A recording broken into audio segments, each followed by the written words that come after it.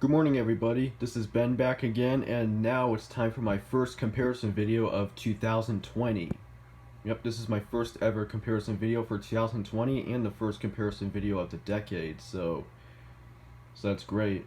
But anyways, to kind of start these comparison videos off for the year, I'm going to be comparing two different versions of Spider-Man, the original from 2002.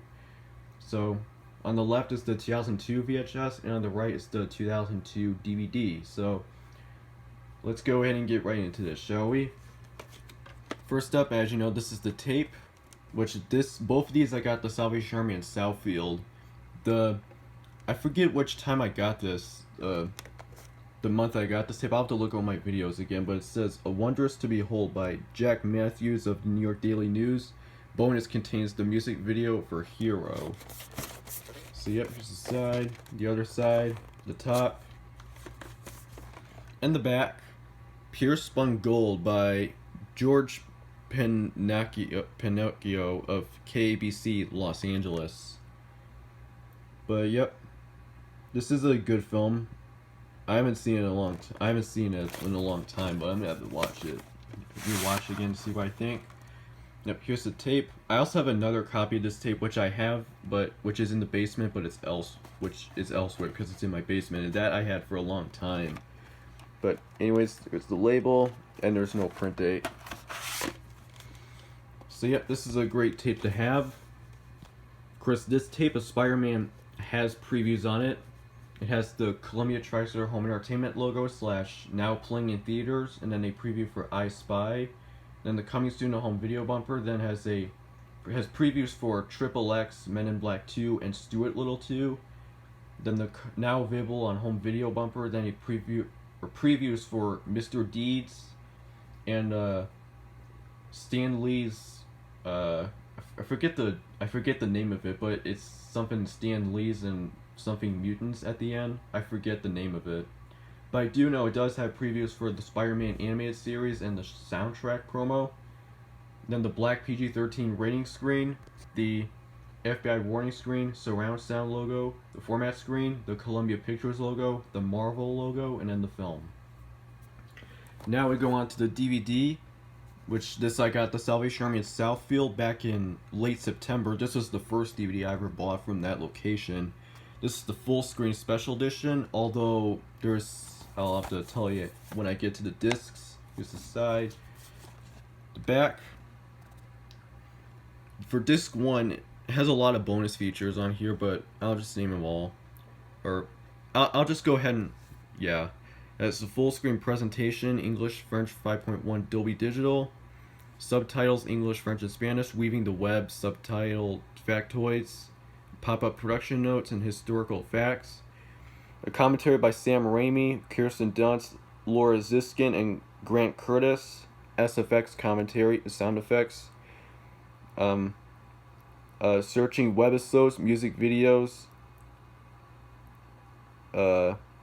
Hero and what we're all about. TV spots, theatrical trailers, filmographies, and character files. DVD-ROM. Stuff. Disc 2 includes HBO Making of Spider-Man, Spider-Mania, and Entertainment Special. Character profile, Sam Raimi. Composer profile, Danny Elfman. Screen tests, Tobey Maguire, J.K. Simmons, and CGI Spider-Man. Costume and makeup tests, gag outtake reel, conceptual art and production design gallery, historical documentary, Spider-Man, the mythology of the 21st century, the Spider-Man comic archives, Rogues Gallery, The Loves of Peter Parker, comic book artist gallery, Activision game hits and tips, which I actually have. I had that since I was little. DVD-ROM, Activision PC game, 2 playable levels, 3 exclusive Marvel.comics, Spider-Man Blue #1, Black Cat #1, and Peter Parker Return of the Goblin. Spider-Man visualizer. So that's a lot of bonus features, but it's still good. It's still nice to have. Anyways, here's disc 1, and here's disc 2. Of course, disc 1, it says widescreen on it because even though it says full screen and widescreen, let me tell you a little bit of story. I first as I mentioned, I got this DVD back in late September at the Salvation Army now in Southfield, but unfortunately, before I've gotten it, the disc had been used very carelessly by the person who originally owned this last.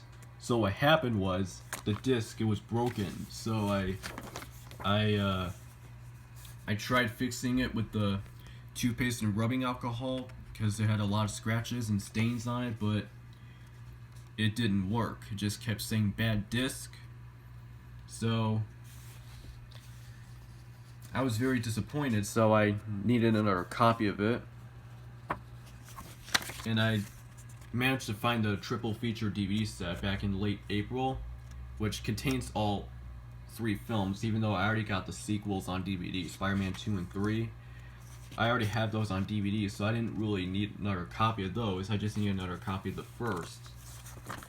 And so I basically, since I didn't really need that, since I was going to donate it, what I did was I put the widescreen disc from that DVD, or that DVD case, into this one, just so that I'll be able to watch the film on the DVD.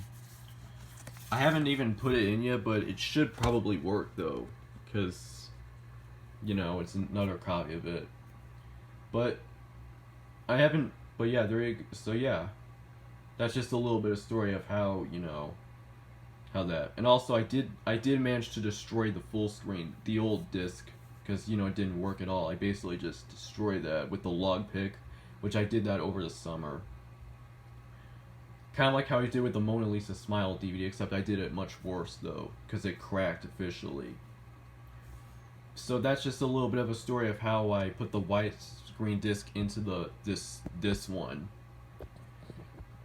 But anyways, there you go. That's basically it for my comparison of 2 different versions of Spider-Man, and I will do my DVD collection 2020 edition. It will come later, probably this afternoon, if I have time, but I'll most likely do it though. And the VHS will have to see about it though, but I am gonna do the DVD one still though. But anyways, there you go. That's my comparison of 2 different versions of Spider-Man, and I'll see you again later for the video I mentioned.